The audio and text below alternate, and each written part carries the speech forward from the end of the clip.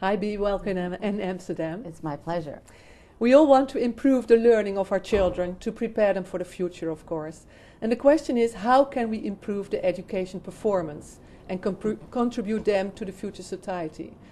What do you consider to be a high-performance school? I think there are a number of characteristics and components to it, so it's hard to maybe get it down to one or two things. But I know that it's about the people. And in my experience, when I work with schools around the United States, leadership is critical. And of course, high-performing, highly effective teachers. But what I find is that even if we have a school filled with really, really good teachers, without a strong leader, it doesn't seem to happen. It has to have both of those components to it.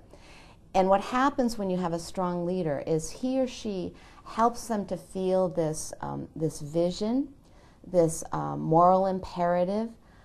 It's not just about going to work, it's about the mission of improving learning for all the students. And it seems as if what I've seen is that the leader sets that kind of culture and then works hard to make sure that they get the right people in the school and the right people out of the school, so that you have this strong coalition of people that have a moral purpose toward this vision. They're committed to it. So leadership is very important. Leadership is one of the single most things that I see.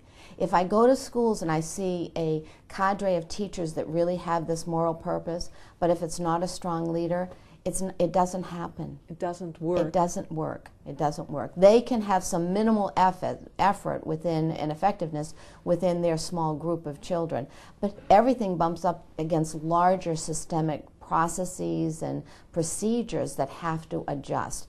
And the leader is in the position to making sure that that happens. The leader is important also to make a culture of change. Culture, the culture of change, to help them to agree on their principles of professionalism. How are we going to behave here? Agree on what we understand about students and that we're going to live by those. So for instance, a lot of schools come up with those lists of that we believe students learn in different ways, different time frames, but what happens is they don't live it. So you have to then live those statements every single day.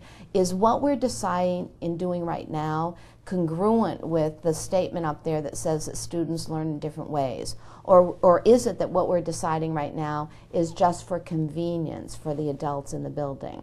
So a leader makes sure that the statements that we write in our covenant, it's really a covenant. It's an agreement that we have. But a leader makes sure that those statements are lived, that they're just not on the wall in a nice frame. They're actually lived.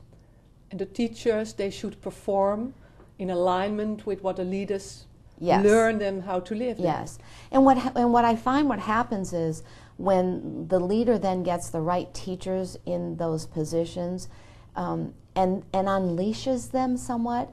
In the United States, and I don't know if it's the same here, in the United States we have a lot of regulations for teachers.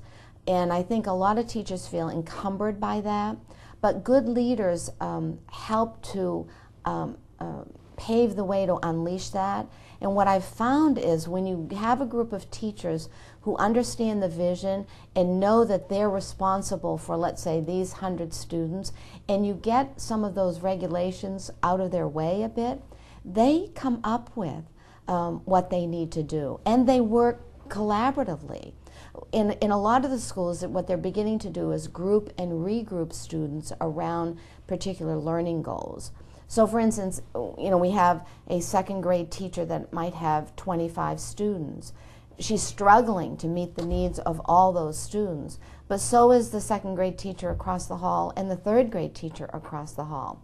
And what these teachers are recognizing is that if they get together to problem solve, they can see solutions. If they try to problem solve by themselves, it's overwhelming and almost impossible. But when they get together with 4 teachers and they begin to say, we all have the same problems, let's for an hour every day next week group the students around a particular goal.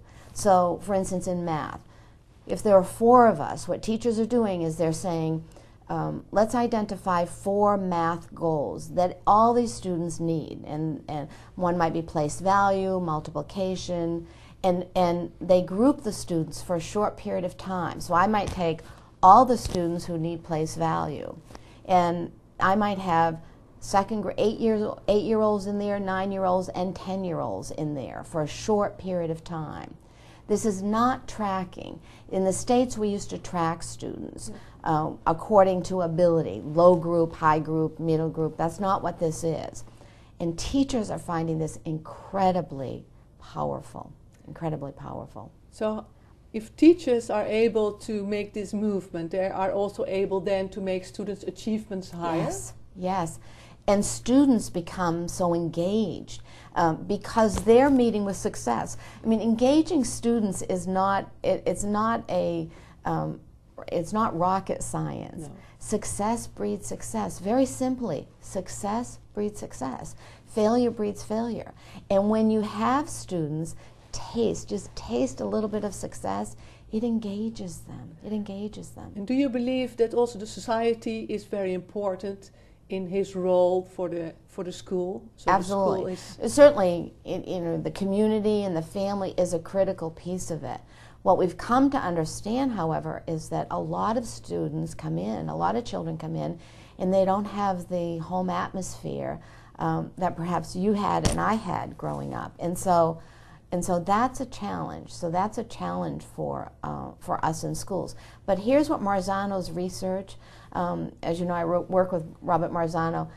His research has helped us to see that highly effective schools and highly effective teachers understand those home things. They understand those, but they know things to do to impact them. So what we can't do is say, well, if the parents don't do this or don't do that, there's nothing that we can do. It's easier if the parents are engaged and are involved, but it's not impossible. It's not impossible. And that's where, for me, it's a moral imperative. Because when you think about it, the schools are the only lifeline that some of these students have. Yeah. And if we then are critical that since their parents aren't engaged or doing certain specific things, that there's nothing that we can do, I think that is just wrong. And the research that Marzano has shown us is that we know how to influence those. In fact, I'm doing a session tomorrow on building academic background knowledge, and that is one of the key things for students that come in with deficiencies that are from families that don't give them lots of experiences. We can actually fill that gap for them.